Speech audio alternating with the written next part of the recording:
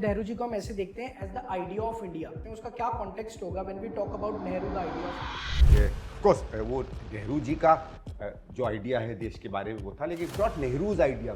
तो एक तो वहां से उनके प्रति जितनी भी घृणा नफरत आती वो वहां से शुरू हुई। नेहरू जी ने जो और स्वतंत्रता सेनानी थे और जो नेता थे जो आज़ादी की लड़ाई में जिनका योगदान रहा, कि नेहरू जी ने उनको दरकिनार करके अपने आप को आगे पोर्ट्रे करने की कोशिश की। ये सब लोगों ने कुछ न कुछ ऐसा नेहरू जी में पाया जो उनकी जो एक वेस्टेड इंटरेस्ट जिसको हम कहेंगे अंग्रेजी में, उस पर वो प्रहार कर रहे। किसी की जमीनें जा रही थी तो किसी का टाइटल जा रहा था। तो नेहरू जी ने दो चार नहीं, एक तरीके से पूरे सिस्टम को झकझोर के रख दिया। तो पार्टीशन में ये बहुत एलिगेशंस और ब्लेम लगते हैं कि ये नेहरू जी की, गांधी जी और कांग्रेस की वजह से हुआ। पार्टीशन पे तो जितनी कहानियां बनती है नेहरू जी की, उससे ज्यादा कमजोर कहानियां हैं। अरे पार्टीशन तो ब्रिटेन ने किया था। चाइना भी हमारे साथ ही आज़ाद हुआ था, कम्युनिस्ट गवर्नमेंट वहाँ भी थी। चाइना का ग्रोथ देख के और इंडिया का ग्रोथ देख के वो कंपैरिजन तो बनता है ना सर। पर कंपैरिजन किन चीज़ों का आप करेंगे? इकोनॉमिक्स में एक बात कही जाती है कि आप संतरों को और सेबों को एक दूसरे से कंपेयर नहीं करते। The truth files Nehru decoded, जो हमारा सीजन 1 है, जहां हम बात करेंगे पंडित जवाहरलाल नेहरू जी के बारे में। उस जर्नी में हमारा साथ देंगे professor Sandeep Dikshit. He is a 2 terms finest MP. उनकी एक ट्रांसफॉर्मेटिव जर्नी रही है during his MP tenure. And काफी टाइम से हमने एक चीज नोटिस करी थी दैट संदीप दीक्षित जी ने एक लेक्चर सीरीज काफी टाइम से स्टार्ट कर रखी है with the Nehru centre on Pandit Jawaharlal Nehru, जिसकी वजह से शायद हमें भी एक मोटिव मिला to bring out the truth, to bring out the actual reality in front of the audience, जो काफी बार लोगों को नहीं पता लगती है। तो we'll be welcoming Sandeep Dikshit sir on this journey with us. Welcome sir to Dialogue with Kushagra, and it's a pleasure to have you, especially on this specific topic when we are talking about the truth files, where we are actually decoding the truth about our freedom struggles, freedom fighters, and especially in the season 1 Pandit Jawaharlal Nehru. Sir, जब हम बात करते हैं नेहरू जी के बारे में तो काफी बारी ये सुनने में आता है दैट नेहरू जी को हम ऐसे देखते हैं as the idea of India. जैसे अगर प्रेजेंट टाइम में भी हम बात करें तो अभी रिसेंटली न्यूयॉर्क के जो न्यूली इलेक्टेड मेयर हैं जोरान मेमदानी, उन्होंने भी एक स्टेटमेंट में अपनी स्पीच में नेहरू जी को कोट किया है। आज भी नेहरू जी का वो एक आइडिया, उनका एक विजन और उनका एक थॉट वर्ल्ड को लेके और वर्ल्ड पॉलिटिक्स में उनका एक प्रोमिनेंट फेस की तरह उन्हें देखा जाता है। बट सेम टाइम हम ये देखते हैं कि नेहरू जी के लिए डिसलाइक्स भी बहुत आते हैं। एज आइडिया ऑफ इंडिया उन्हें क्रिटिसाइज भी बहुत किया जाता है। तो सर, नेहरू जी को अगर हम देखेंगे द आइडिया ऑफ इंडिया के कॉन्टेक्स्ट में, तो उनको किस तरह हम देख सकते हैं? उसका क्या कॉन्टेक्स्ट होगा when we talk about Nehru the idea of India? देखो, पहली चीज ऑफ कोर्स वो नेहरू जी का जो आइडिया है देश के बारे में वो था, लेकिन it's not Nehru's idea of India. पहली चीज ये कहना कि कोई एक आइडिया ऑफ इंडिया है जी, इसके प्लूरल बहुत होते हैं, कई तरीके के होते हैं।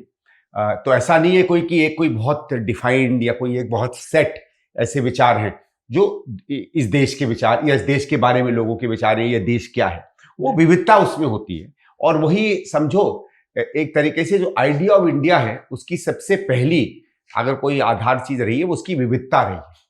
और नेहरू ने भी उस विविधता को सबसे पहले स्वीकार करके उसको सम्मान दिया और एक तरीके से उसकी विविधता पर ही काम किया पूरी जिंदगी। तो एक तो वहां से उनके प्रति जितनी भी घृणा नफरत आती है वो वहां से शुरू होती है। क्योंकि जो एक मतता की बात करते हैं, जिनकी जो विविधता से जूझ नहीं पाते हैं, विविधता से, मल्टीप्लिसिटी से, लोकतंत्र से, अलग अलग विचारों से कमजोर लोग नहीं लड़ पाते हैं जी।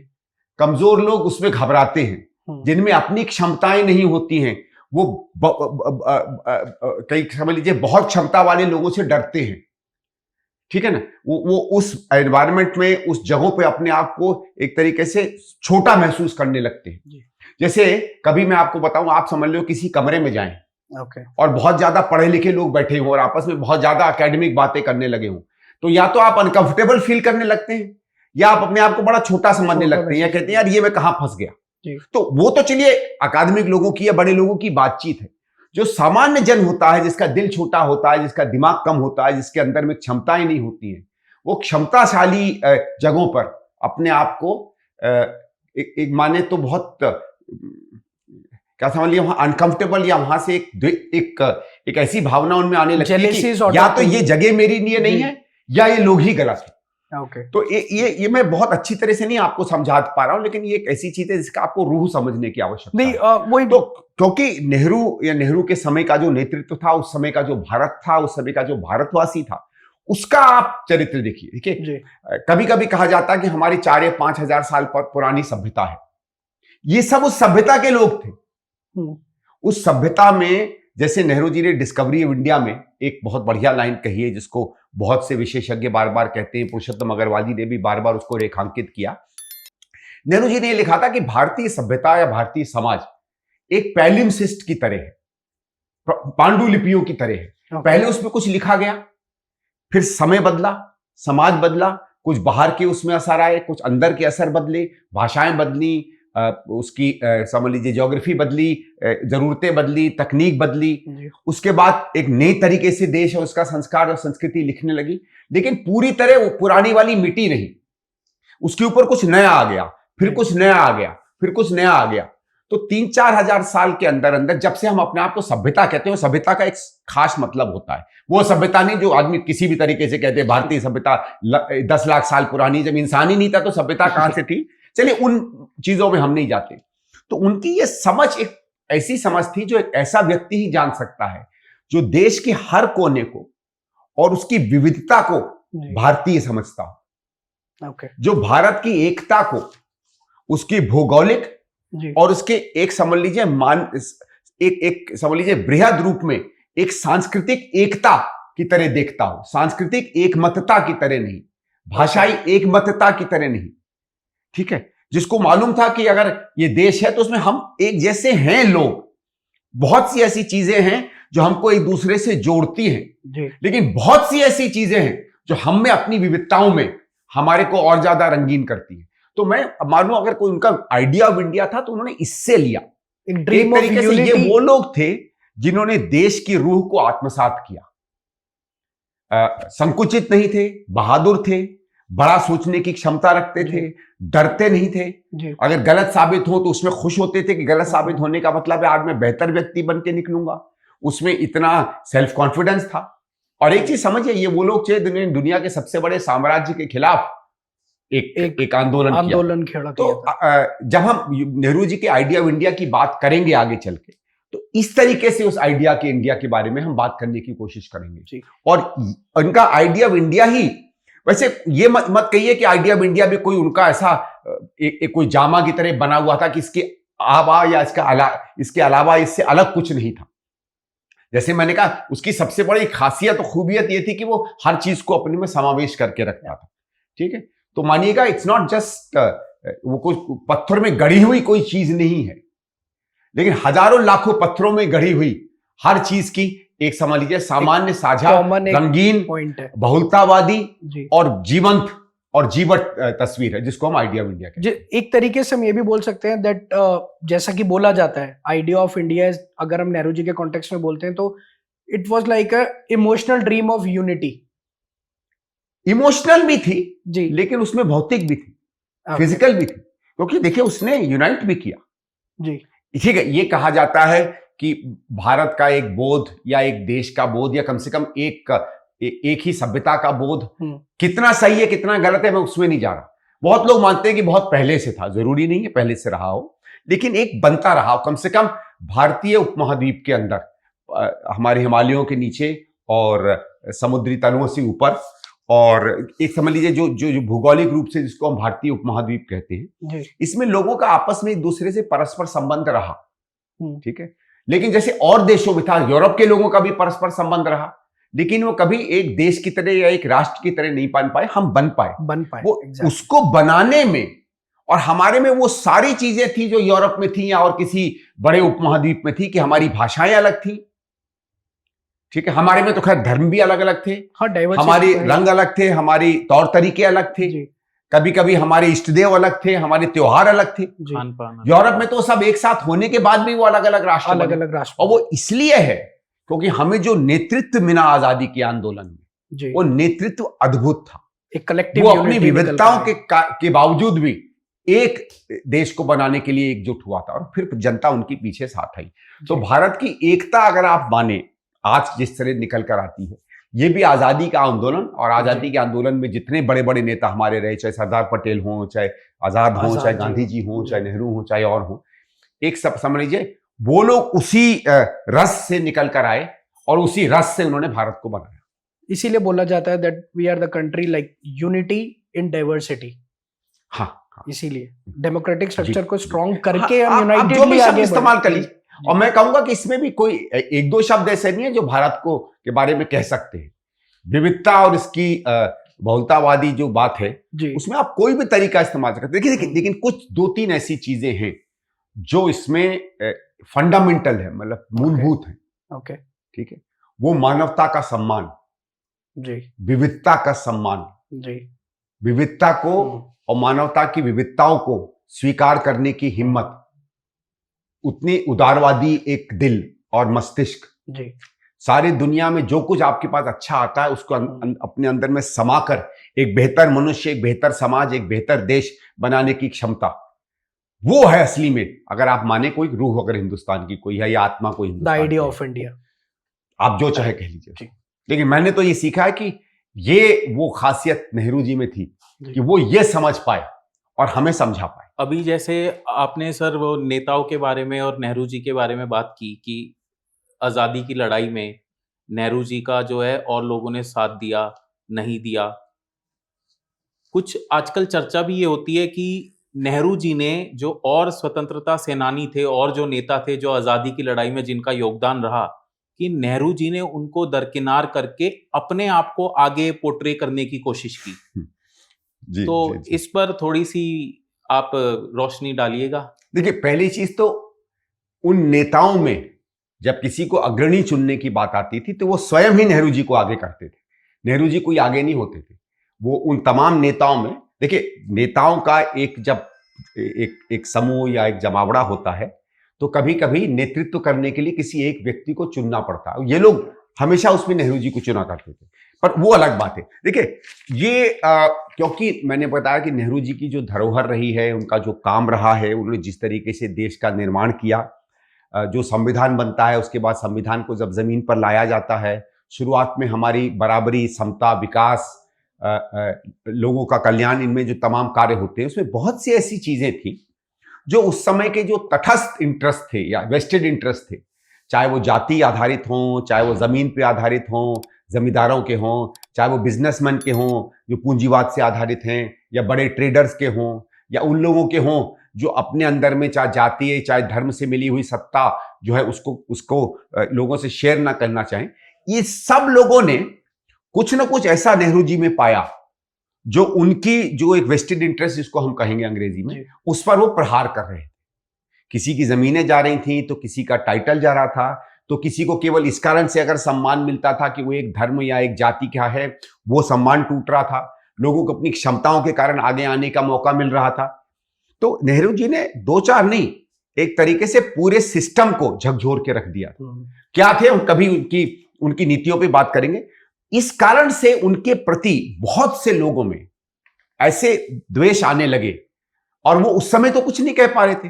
तो धीरे धीरे उनको लगा कि अगर हम नेहरू जी को नीचा नहीं दिखा सकते, या उनके बारे में, या कम से कम वो तो चले गए, लेकिन उनकी मेमोरी को, उनके बारे में जो लोग सोचते हैं उसको हम मिटा नहीं सकते, तो हम उनके सामने लंबी लाइनें खींचना शुरू करें।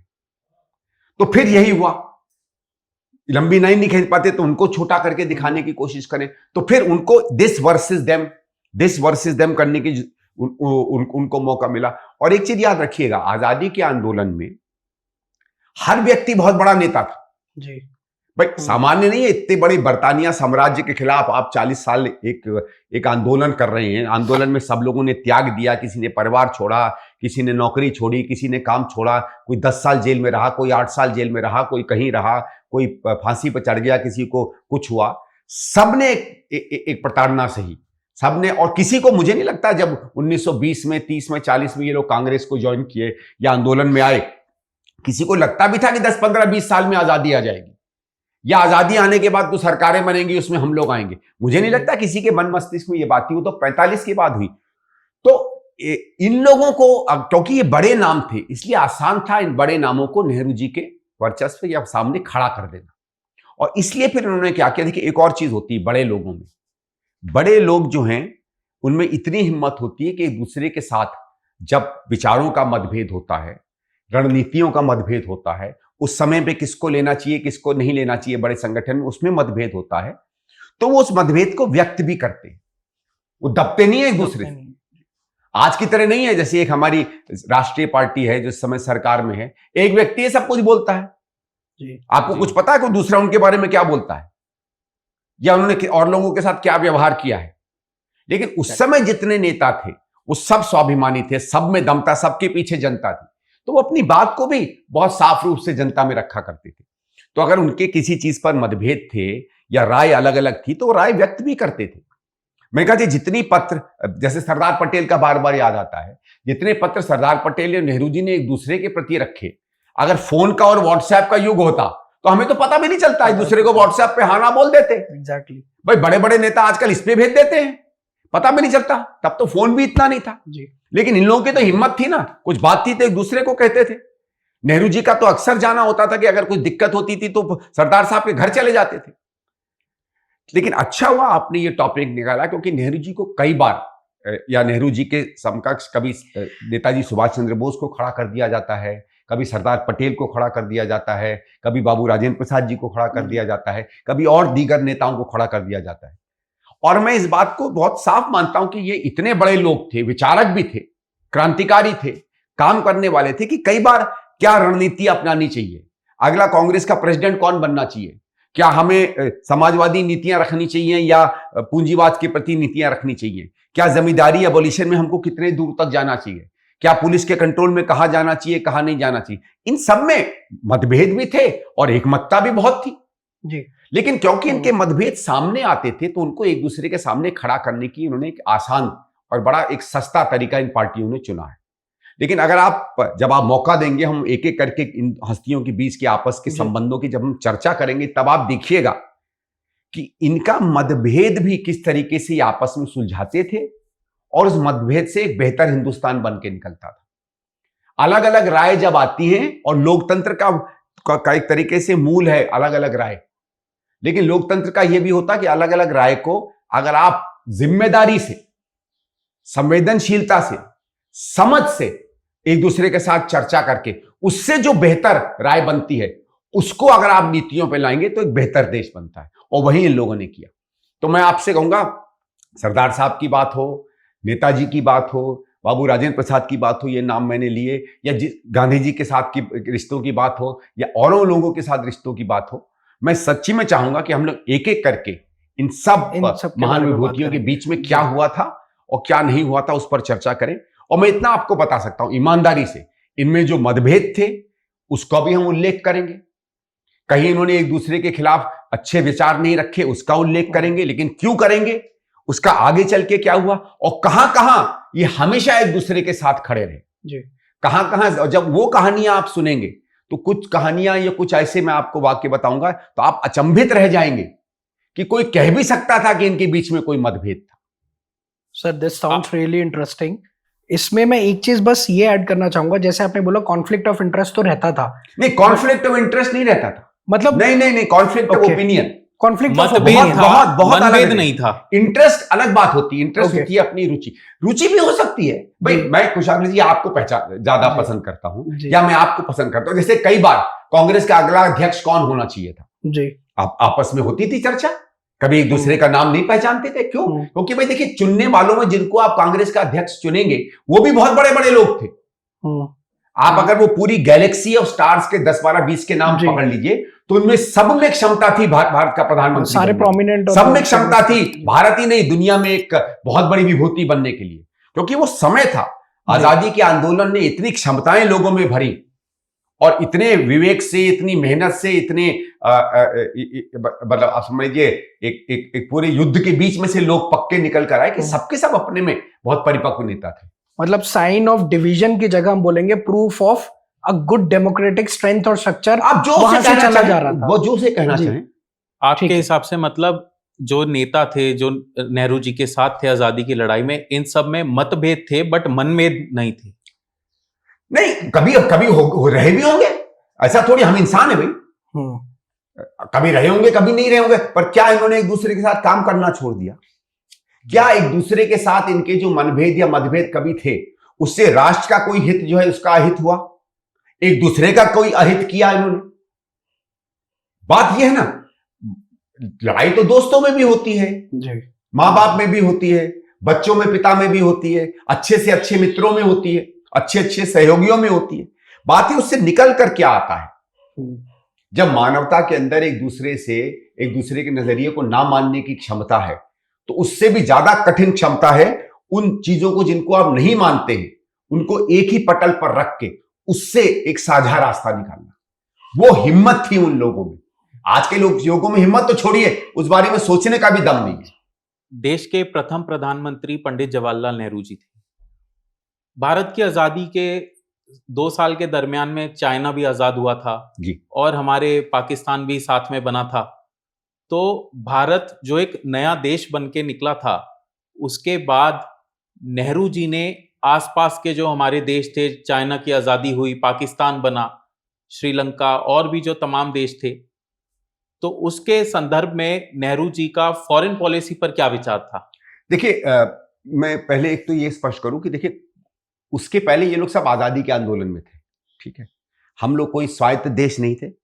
इस देश के कुछ हित थे, इस देश की कुछ एक भौगोलिक स्थिति थी, इस देश की अपनी कोई आर्थिक व्यवस्था थी, और लेकिन हम एक और देश के एक तरीके से दास बन के थे, जिसको अंग्रेजी कॉलोनियलिज्म या उनका साम्राज्यवाद कहते हैं। तो हमारे देश को कोई कभी स्वायत्त नहीं देखता था, हम हमेशा बर्तानिया की एक कॉलोनी थे। तो एक चीज माने कि बहुत से देश जो हिंदुस्तान को जानते भी थे, उनका हिंदुस्तान से संबंध नहीं था, और जो कुछ था वो बर्तानिया क्या चाहता था कि हिंदुस्तान का क्या संबंध हो, उसके द्वारा हम आते। तो हमारी एक विदेश में एक भारत की एक पहचान थी, एक भारत की रिकग्निशन थी, लेकिन भारत क्या है, भारत के अपने इंटरेस्ट क्या हैं, अपने उसकी क्या जरूरतें हैं, ये बहुत ज्यादा स्पष्ट नहीं था।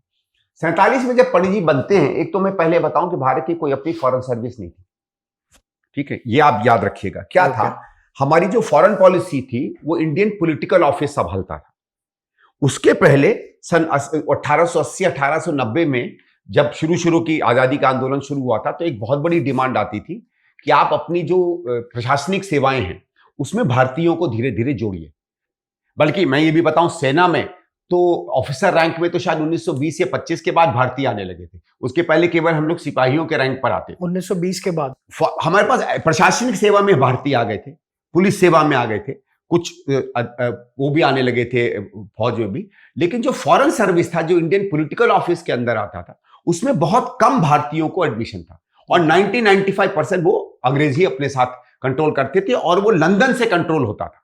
ओके। बाकी चीजें दिल्ली में और वाइसरॉय उसके अंडर होती थी, जिसमें भारतीय भी थे। तो नेहरू जी को एक तरीके से बिल्कुल एब इनिशियो नई तरीके से पूरी की पूरी फॉरेन सर्विस का ऑफिस और फॉरेन सर्विस तैयार करनी पड़ी। तो एक तरीके से जो हमारी फॉरेन सर्विस थी, उसका निर्माण भौतिक तरीके से विचारों में और सब देशों से संबंध बनाने में नेहरू जी की मेहनत लगी। तो जो देश को यह माना जाता था कि वो देश ही शायद नहीं रहेगा 4-5 साल में, हमारी इकोनॉमी कुछ भी नहीं थी, 1-8% थी हम दुनिया का जीडीपी, गरीबी की हालत बहुत खराब थी, सबको मालूम था कि लुट के हम केवल एक दुनिया को सप्लाई, रॉ मटेरियल सप्लाई करने का देश है, हम मार्केट भी नहीं है। कुछ रईसों को छोड़ के, कुछ बड़े शहरों को छोड़ के हम कुछ खरीद भी नहीं सकते किसी का, हमारे पास कोई बहुत बड़ी सेना भी नहीं थी। तो क्यों कोई देश हमसे बराबरी के संबंध रखता? तो इसके बीच में ये एक व्यक्ति, और एक समझिए, जिसने श्वेत दुनिया के सबसे बड़े साम्राज्य पर वो कुल्हाड़ी मारी थी कि पूरा का पूरा ब्रिटिश साम्राज्य उसके बाद नेस्तनाबूद हो गया। और केवल ब्रिटिश साम्राज्यवाद नहीं, पूरे यूरोप की साम्राज्यवादी प्रथा भारत की आजादी के बाद टिक नहीं पाई, और धीरे धीरे 8, 10, 15, 20 सालों में पूरी दुनिया से वाइप आउट हो गई। डोमिनेंस ही खत्म हो गया। जिस व्यक्ति के अंदर बर्तानिया की जितनी फौज थी, जितनी सिक्योरिटी थी, जितने स्पाई थे, व्यक्तिगत रूप से घृणा किया करते थे, और वही लोगों ने अमेरिकी की भी पॉलिसी बनाई। उसके बीच में इस व्यक्ति ने भारत की साख रखी। फिर हम समझें कि फिर उसने वो एक दूसरे से दोस्ती की नीतियां किस लिए बनाई। फिर हमने चीन से की, पाकिस्तान से की, कहीं गलतियां हुई, कहीं नहीं हुई, कहीं हमको विशेष उपलब्धियां मिली, कभी नहीं उपलब्धियां मिली। फिर भी जैसे जो कथा मैं आपको सुनाऊंगा जब है कि जब अपार्थाइड के खिलाफ वोट पड़ता है, तो भारत की जो यूएन रिप्रेजेंटेटिव थी हमारी, उसके कहने पर वोट पड़ता है और भारत वो वोट जीतता है। सारा श्वेत जो दुनिया है वो दूसरी तरफ खड़ी हुई थी। जो ह्यूमन राइट्स लिखे जाते हैं, तो आज में ये मानना यह है कि उनका जो ह्यूमन राइट्स कन्वेंशन था, जो सबसे ताकतवर कन्वेंशन यूनाइटेड नेशंस का आज तक माना गया है, जो दुनिया में बराबरी, समता, पीस को एक तरीके से स्थापित करता है, उसको अगर किसी ने लिखा तो उसमें सबसे अग्रणी भूमिका भारत की थी। क्या थे हम उस समय यार? तो वही मैं कह रहा हूं, ये जब बनी तो बड़ा अद्भुत एक एक्सपीरियंस था। और उस अद्भुत एक्सपीरियंस में कहीं कहीं कमजोरियां थी, कहीं कहीं शायद कुछ गलतियां भी हुई, कहीं कहीं नहीं भी हुई। लेकिन जो मैं बताऊं, जो गलतियां ज्यादातर सामान्य व्हाट्सएप की दुनिया में फैलती हैं, उसमें से 90% गलत है। सर इसी चीज वो मैं जब इसकी विदेश नीति पर आऊंगा तब कहूंगा, ये कोई छोटी बात नहीं है कि वो पंडित जवाहरलाल नेहरू जब अमेरिका जाते हैं, या जब यूरोप जाते हैं, या जब जापान जाते हैं, या जब रशिया जाते हैं, या जब चीन जाते हैं, तो लाखों की तादाद में वहां का जनमानस सड़क पर आता है। वो आज भी वैसा कभी वो कोई तस्वीरें मैं आपसे कहूंगा उस समय दिखाएंगे जी। यूएस में न्यूयॉर्क शहर में शायद एक टिकट डे परेड होती है। हाँ, उसमें आप देखिएगा इस व्यक्ति को हीरो की तरह वेलकम किया गया था। हाँ। शायद कोई फिल्म हीरो को ऐसा वेलकम ना मिलता हो, और वो भी 2 बार। संदीप जी, जैसे अभी फॉरेन पॉलिसी की हम बात कर रहे हैं, तो आजाद हुए हमें 75 साल हो चुके हैं, और आज तक जो है नेहरू जी पर एलिगेशन भी लगते हैं कि नेहरू जी फॉरेन पॉलिसी पर जो है सॉफ्ट रहते थे चाइना के प्रति, पाकिस्तान, जो तमाम उस समय के देश थे।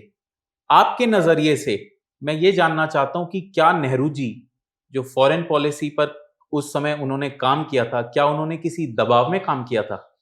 सर इसमें एक एडिशन मैं करना चाहूंगा इस क्वेश्चन में, कंटिन्यूशन में, क्योंकि उस टाइम में कोल्ड वॉर का दौर था, 2 सुपर पावर थी। तो क्या कोई ऐसा प्रेशर, मतलब जो हम अगर पूछना चाहें कि चाइना यूएस की तरफ से या यूएसएसआर की तरफ से, जो 2 वर्ल्ड फ्रंट पे बहुत पावरफुल फ्रंट थे। कुशाल जी, ये 2 अलग अलग क्वेश्चन में लेता हूं, क्योंकि आप बात कर रहे हैं व्यक्तिगत देशों का प्रभाव, हाँ, और आप बात कर रहे हैं कॉन्टेक्स्ट या संदर्भ मतलब की। कोई डिक्टेट करता था उन्हें या कुछ ऐसा? हर देश से जब आप कोई भी संबंध रखेंगे तो वो अपना स्वार्थ देखेगा, आप अपना स्वार्थ देखेंगे, ठीक है। और अगर किसी से आप संबंध बनाएंगे, खासकर अगर आपकी ट्रेड के संबंध होते हैं या बॉर्डर के संबंध होते हैं, जैसे चीन और पाकिस्तान के साथ इशू था, तो उन संबंधों में जब आप एक दूसरे से बातचीत करते हैं, तो उन संबंधों में वो अपनी ताकत, अपनी समझ, अपने तर्क से आता है, आप अपनी ताकत, अपनी समझ, अपने तर्क से आते हैं, ठीक है। और अगर हम समझ लें कि सब कुछ हम ही हथिया सकते हैं तो वो गलत है, या सब कुछ उसने हथिया लिया वो गलत है। तो कुछ ऐसे निर्णय हो सकते हैं जो आपको लगे हों या हमको लगे हों कि शायद अगर हमारे पास ये जानकारी और होती तो हम वो निर्णय नहीं लेते, या हमको अगर ये पता होता तो हम निर्णय नहीं लेते, या आज जैसी फौज हमारे पास होती तो हम वो निर्णय नहीं लेते। वो गलत है। हमें ये देखना पड़ेगा, जो हम उस संदर्भ में पढ़ेंगे, कि उस समय जो वो निर्णय जिसको आज लोग विवादास्पद मानते हैं, उस समय जब लिए गए, क्या उसमें लगता है कोई प्रभाव था? देखिए, प्रभाव संदर्भ का हमेशा होता है, ये याद रखिएगा, ठीक है। हम किस संदर्भ में किस चीज पर दूसरे देश से संबंध बना रहे हैं। जैसे अब चिले है, साउथ अमेरिका में है, ब्राजील है, साउथ अमेरिका में है। हम लोग का ज्यादातर उनसे क्या होगा? व्यापारिक संबंधों का। बॉर्डर पे तो कोई दिक्कत नहीं, कोई आने जाने की दिक्कत नहीं, ना उनके लोग हमारे यहाँ आते हैं, ना हमारे लोग वहां जाते हैं, ना जो आजकल जैसे बड़ा शब्द इस्तेमाल कर रहे हैं घुसपैठियों का कोई विषय है। लेकिन जैसे ही आप बांग्लादेश में आ जाते हैं, व्यापार का विषय भी है, घुसपैठियों का विषय भी है, और आजकल तो हिंदू मुस्लिम विषय भी है। तो विषय सब बदल जाते हैं। अब आप कहोगे क्या ब्राजील से जिस तरह हम बातचीत कर रहे थे, क्योंकि ब्राजील में हम एक बड़ी इकोनॉमी है, वो एक छोटी इकोनॉमी है, हम शायद ब्राजील को ज्यादा चीजें बेच सकते हैं, वो हमसे ज्यादा चीजें खरीदना चाहते हैं, हम ब्राजील से कम चीजें खरीद सकते हैं या कम चीजें खरीदना चाहते हैं। तो उस संदर्भ में हम हो सकता है ब्राजील से 19 की जगह 20 हो।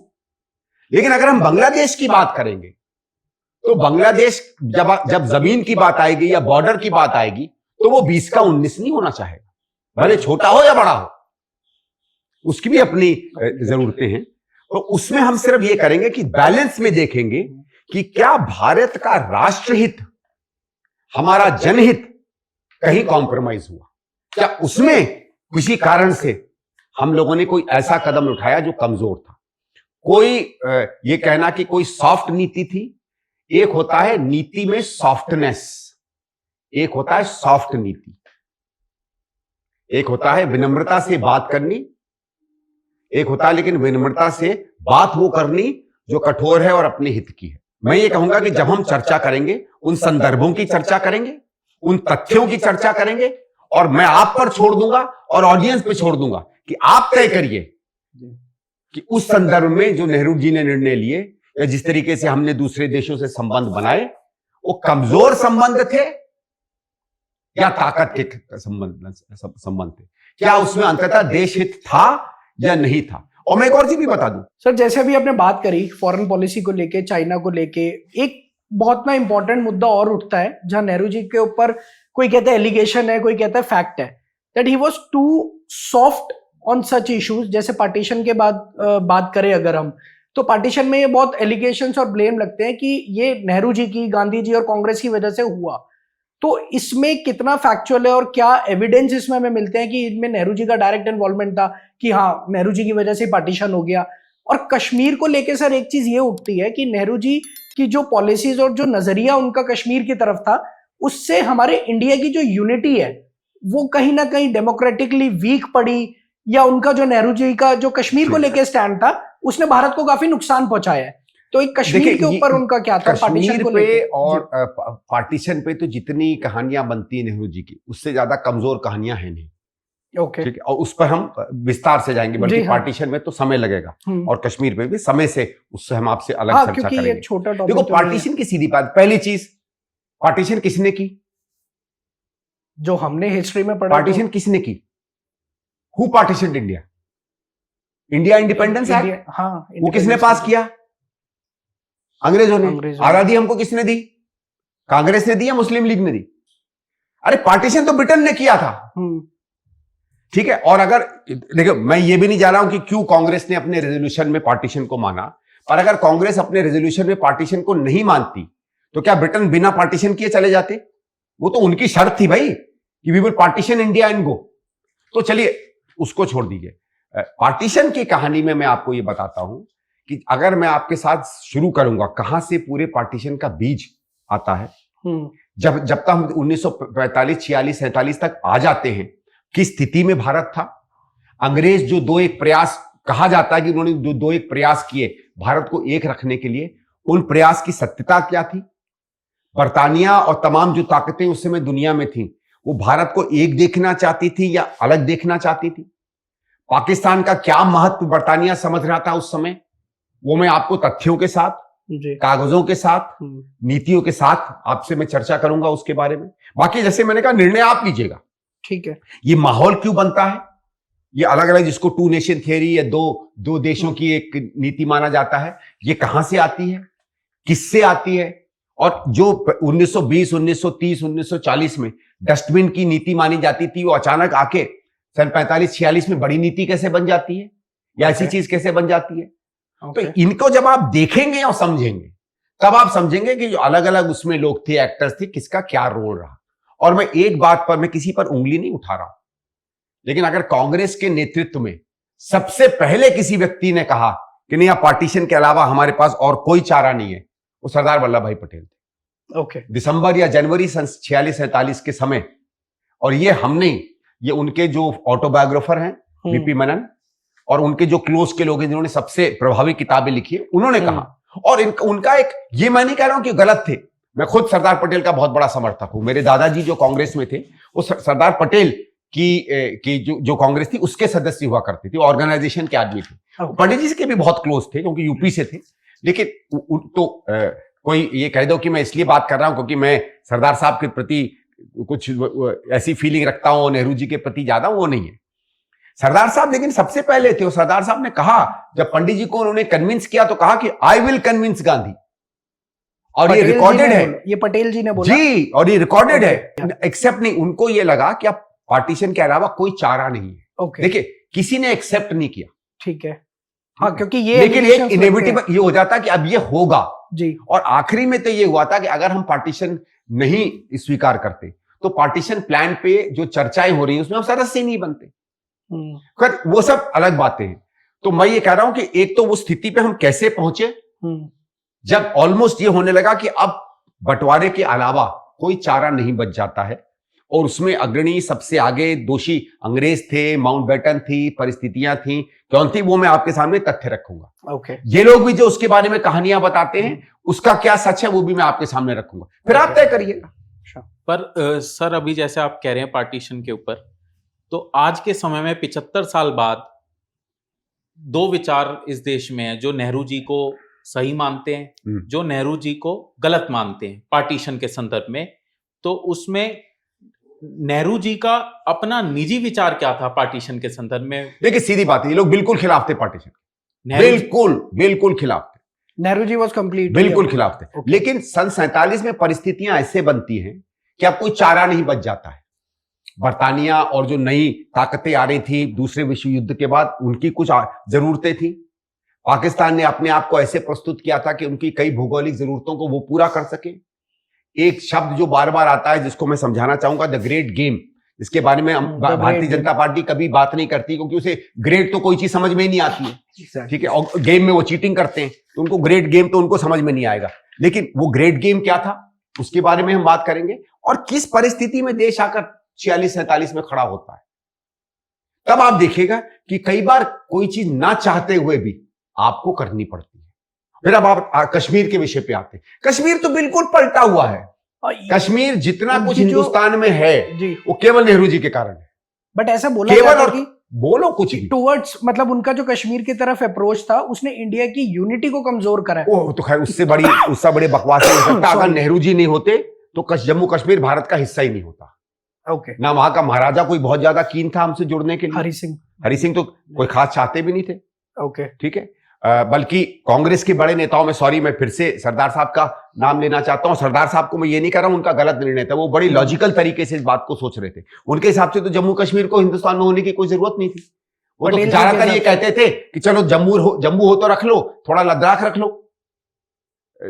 1947 में जब तक घुसपैठिए नहीं घुसे थे, सरदार साहब का तो व्यू ही बिल्कुल अलग था, और वो बात उन्होंने स्पष्ट की। यही बात उन्होंने माउंटबेटन को भी कही, वीपी मेनन भी यही कहते थे, एस शंकर जो उनके पीए थे वो भी यही कहते थे।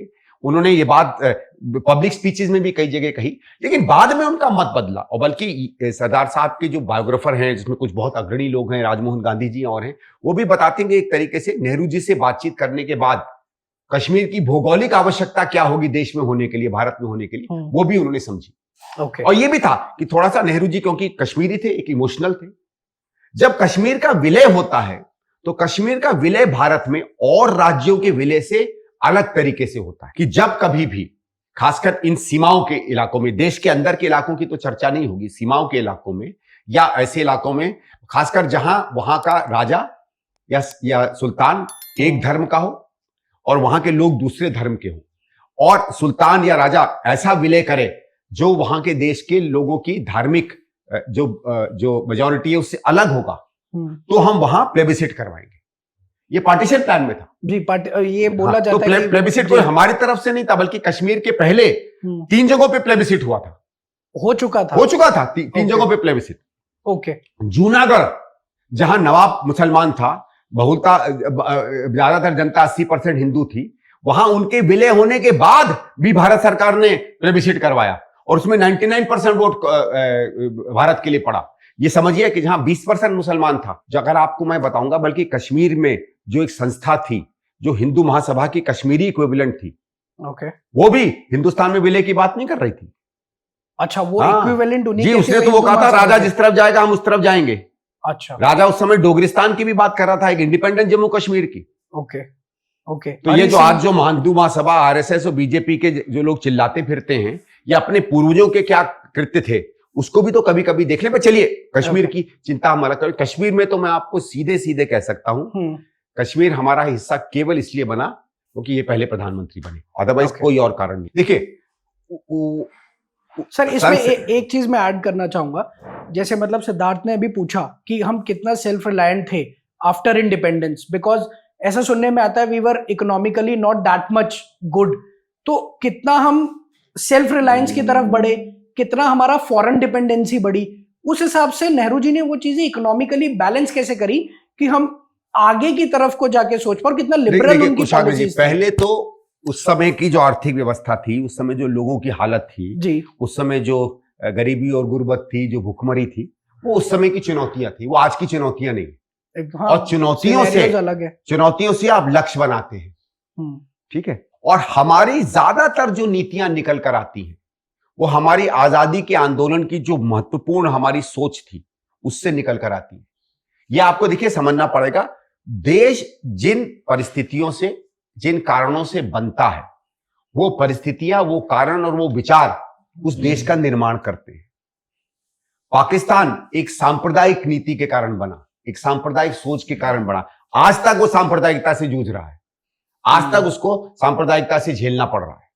रिलीजियस इश्यूज वहां पे। रशिया एक कम्युनिस्ट रेवोल्यूशन, एक वामपंथी क्रांति, एक लेफ्ट क्रांति से निकल कर आया, इसलिए उसने अगले 50-60 साल तक एक कम्युनिस्ट राज चला वहां। कम्युनिस्टों के जो विचार थे, तो पहली चीज जब हम उनकी आर्थिक नीतियों को सुनेंगे तो 47, 48, 49, 50 का भारत क्या था, हमारी क्या चैलेंजेस थे, चुनौतियां थी, क्या हमारी सबसे तीखी चुनौतियां थी, इमीडिएट रिस्पॉन्सेस क्या थे, और हमारी जो जिन लक्ष्यों के कारण हमने देश को आजाद, क्योंकि देखिए इतना याद रखिएगा, भारतीय राष्ट्रीय आंदोलन, आजादी का आंदोलन एक ही आंदोलन पूरी दुनिया में रहा है जिसने केवल आजादी को अपना लक्ष्य नहीं बनाया, राजनीतिक आजादी को अपना लक्ष्य नहीं बनाया। उसके आजादी के आंदोलन में गरीबी से आजादी, भुखमरी से आजादी, शोषण से आजादी, गैर बराबरी से आजादी, सीमाओं पर रहने वाले लोगों की आजादी, सीमाओं का मतलब है जो मार्जिनलाइज्ड हैं, महिलाओं में उनके अधिकार नहीं है, उनकी आजादी,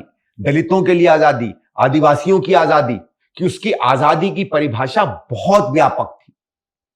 इसलिए जब भी आप देखिएगा कांग्रेस के जितने रेजोल्यूशन होते थे, वो रेजोल्यूशन उतने ही आर्थिक होते थे, उतने ही विदेश नीति की बात करते थे, जितनी राजनीतिक आंदोलनों की बात करते थे। तो अगर अंग्रेजों के खिलाफ हम, तो नेहरू जी के 17 सालों को मैं आपको इतना बता सकता हूं, मैं अभी से प्रेजुडिस नहीं करूंगा आपको, और आपको नेहरू जी एक बड़े नए रोशनी में दिखेंगे। सर, बट जैसा आपने अभी बोला कि इकोनॉमिकली हमने काफी स्टेप्स लिए, मगर उसमें एक चीज ये निकल कर आती है दैट चाइना भी हमारे साथ ही आजाद हुआ था, कम्युनिस्ट गवर्नमेंट वहां भी थी। नेहरू जी ने जिस तरीके से प्लानिंग कमीशन हो, 5 ईयर प्लान हो, जो एक पूरा इकोनॉमिक रोड मैप बनाया था, आज ये एलिगेशंस उनके ऊपर कॉन्टिन्यूसली लगते हैं। अभी एलिगेशंस है या क्या सच्चाई है, वो तो फैक्ट्स जब हम आपके साथ डिस्कस करेंगे तभी हम उसको क्लैरिटी से ऑडियंस के सामने ला पाएंगे। बट चाइना का ग्रोथ देख के और इंडिया का ग्रोथ देख के वो कंपैरिजन तो बनता है ना सर, कि मतलब आज चाइना कितना आगे जा चुका है और हम अभी भी कहीं ना कहीं अपने कुछ लेवल्स पे स्ट्रगल कर रहे हैं। तो नहीं है, कंपैरिजन बनना चाहिए, बट कंपैरिजन किन चीजों का आप करेंगे?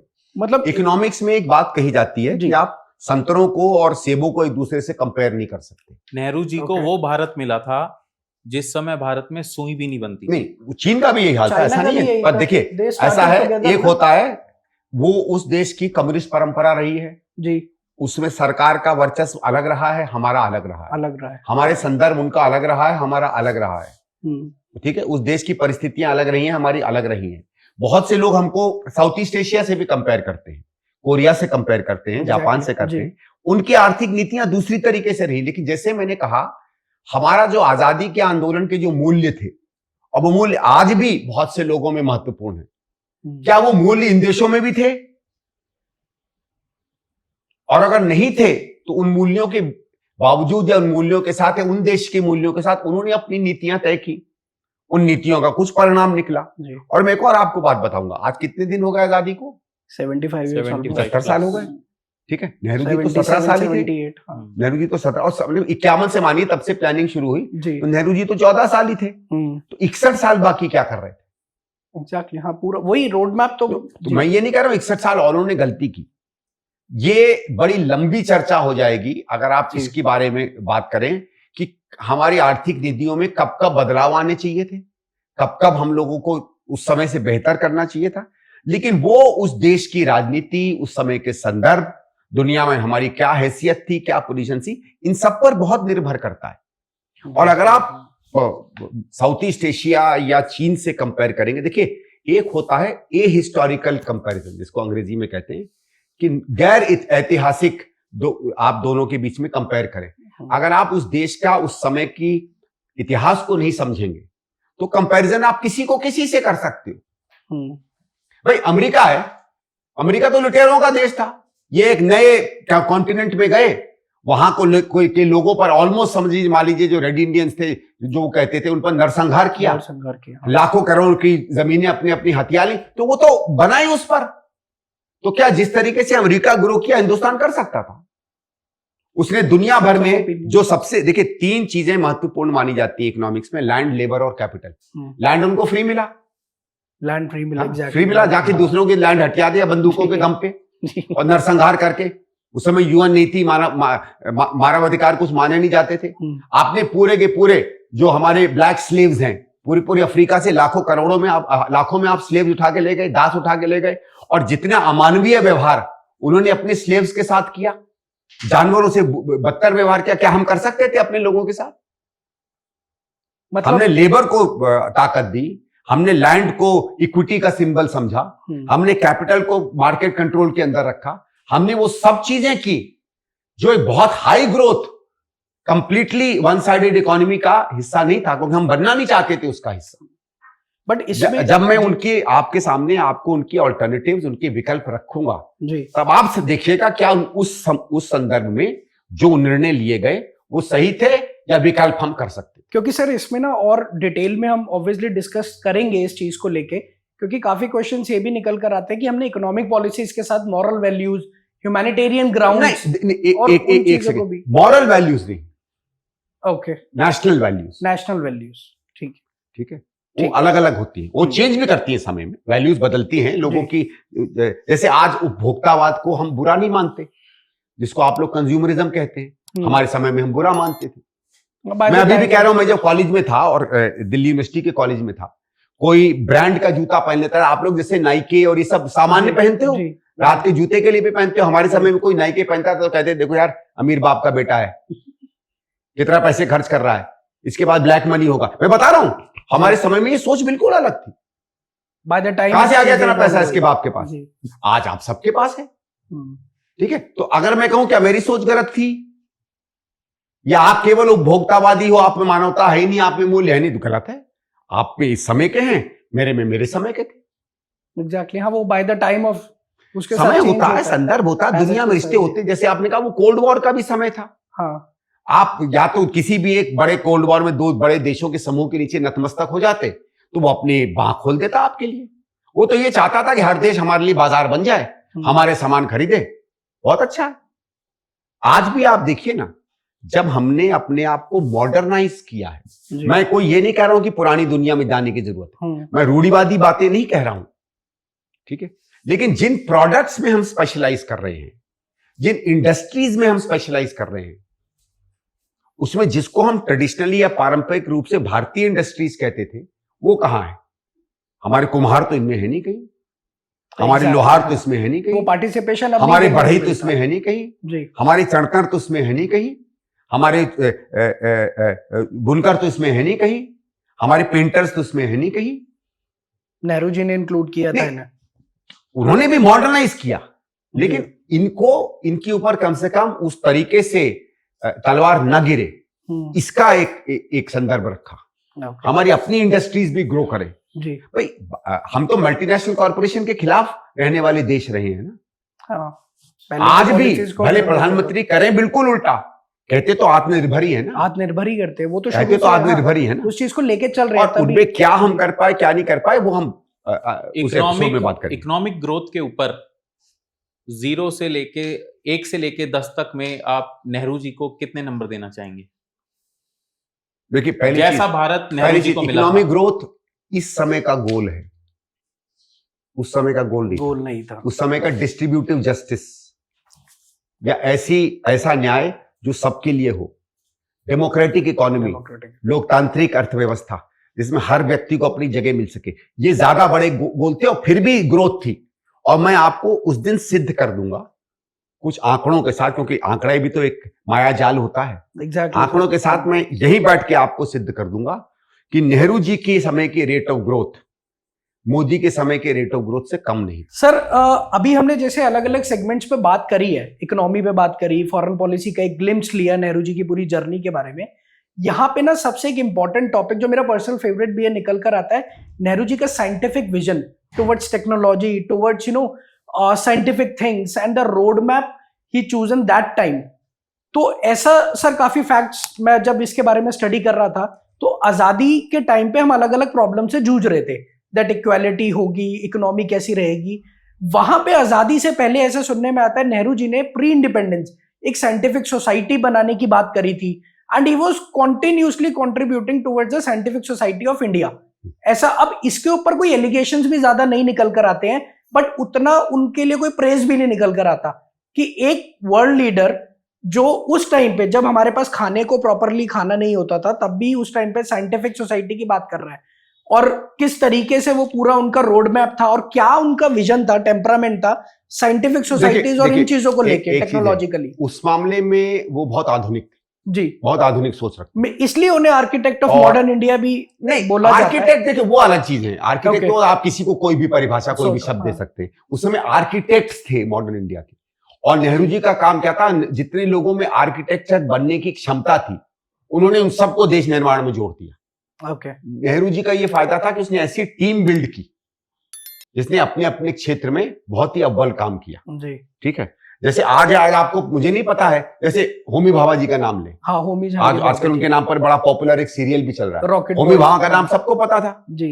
आजकल अगर पूछ लो था हमारे रॉकेट के साइंटिस्ट कौन है, और नहीं पता तो प्रधानमंत्री दिखेंगे वो रॉकेट का झंडा चलाते हुए, लोगों को ये लगेगा हो सकता है इन्होंने रॉकेट के नीचे आग लगाई हो जो पहुंच गया हो चंद्रयान पे। चंद्रयान वाले वीडियो क्यों नहीं जानते आजकल के साइंटिस्ट का नाम जी, क्यों नहीं जानते भाई हम, क्योंकि वो पॉपुलराइज ही नहीं कर उस समय तो विक्रम साराभाई का नाम आज भी लोग जानते हैं, सेठना का नाम आज भी लोग जानते हैं, आजकल जानते हैं किसी का नाम, रमन्ना हुए थे। क्योंकि देखिए नेहरू जी में एक था जो मैं इसका मूल बताऊं, नेहरू जी धार्मिक थे, अंधभक्त नहीं थे ठीक है, वो परंपराओं में विश्वास करते थे, परंपराओं की जटिलताएं और परंपरा की रूढ़िवादिता में विश्वास नहीं करते थे, वो विज्ञान को सर्वोपरि मानते थे, वो जानते थे, हमेशा कहते थे कि सोल्यूशन साइंस और टेक्नोलॉजी से आएगा, विज्ञान से टेक्नोलॉजी से हमको नई तौर तरीके मिलेंगे। भाई अगर आपको बीमारी पर लड़ाई जीतनी है तो विज्ञान आपको बीमारी पर लड़ाई जिता सकता है ना, अगर आपको अच्छी सड़कें बनानी है तो विज्ञान आपको सोल्यूशन देगा ना, अगर आपको चांद तक अपने रॉकेट भेजने हैं तो विज्ञान आपको भेजेगा ना। तो इसलिए उन्होंने ये कहा कि ये वो देश, क्योंकि हम सदियों से कम 200 साल से जब से अंग्रेज आए थे हम एक तरीके से बिल्कुल अलग थलग हो गए थे, हमें अपनी परंपराओं पर एक शर्म आने लगी थी, या कम से कम अंग्रेज चाहते थे कि शर्म आ जाए। हमारी पूरी साइंस में कहा जाता था कि विदेशी सब कुछ है, हमें अपने ऊपर पे हीन भावना भी आने लगी थी, उसमें एक समाज अंदर में भी देखने लगता है जिसको कहते हैं इनवर्ड लुकिंग। नेहरू जी ने पूरी आजादी के आंदोलन में उसके खिलाफ भी लड़ाई लड़ी, सामाजिक कुरीतियों के खिलाफ लड़ी, धार्मिक कुरीतियों के खिलाफ लड़ी, राजनीतिक कुरीतियों के खिलाफ लड़ी, सोच में बदलाव की बात लड़ी।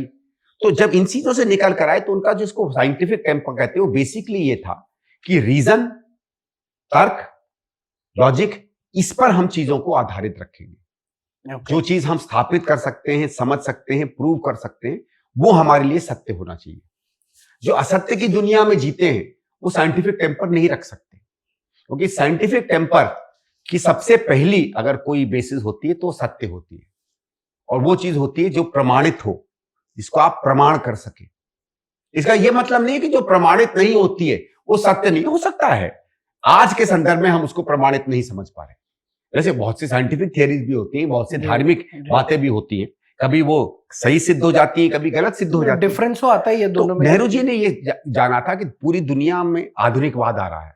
देखिए उन्होंने इंडस्ट्रियल रेवोल्यूशन या जिसको हम औद्योगिक क्रांति कहेंगे दुनिया में, उसके असर देखे थे। यूरोप कितना प्रोग्रेस कर गया था, अमेरिका कितना प्रोग्रेस कर गया था, हम इसलिए दब गए थे कि हमारी औद्योगिक क्रांति नहीं आई थी।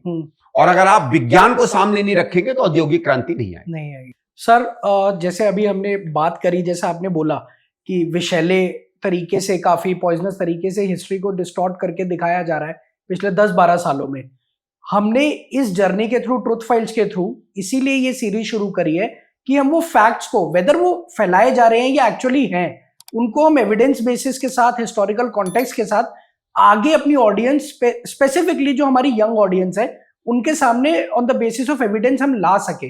तो इसलिए इस एक एपिसोड में तो ये सारी चीजें कवर करना है जस्ट नेक्स्ट टू इम्पॉसिबल। तो हम चाहेंगे सर कि हमें आपका गाइडेंस और आपका जो आपका साथ है वो अपकमिंग एपिसोड्स में मिलता रहे, बिकॉज जितना भी हमारा डिस्कशन हुआ है, हर एक टॉपिक एक अपने आप में हाईलाइट है, और वो अपने आप में डिस्कशन का एक पूरा, मैं कहूं तो एक ओशन बन जाता है। ठीक है। तो we have to come up with for our audience, जो हमने शुरू किया है उसको हम अलग अलग तरीके से अलग अलग सेगमेंट में नेहरू जी को डिकोड करते हुए on the basis of historical context and on the basis of evidence कि क्या फैक्ट्स है और क्या फिक्शन है और क्या मिथ है क्या रियलिटी है, आपके साथ हम वो जर्नी कंटिन्यू करें आगे with in different episodes and different topics. Okay, बढ़िया। जी, मैं thank सिर्फ you, ये sir। कहूंगा जी। कि आई थिंक सबसे मजा आएगा जब ट्रूथ फाइल्स के बाद जी, ट्रूथ फ्लाइज। ट्रुथ फ्लाइज, या I think that will be this is our objective and goal कि ट्रुथ को लाके हम वो फैक्ट्स को आगे रख के उन मिथ्स को डीबंक कर सके, मिस इन्फॉर्मेशन को खत्म कर सके, और जो रियलिटी है, we are not sitting here to praise anyone, but अगर क्रिटिसिज्म भी है तो वो भी लोगों के सामने आना चाहिए। ठीक है जी, Thank thank you. You sir, thank Thank you. you.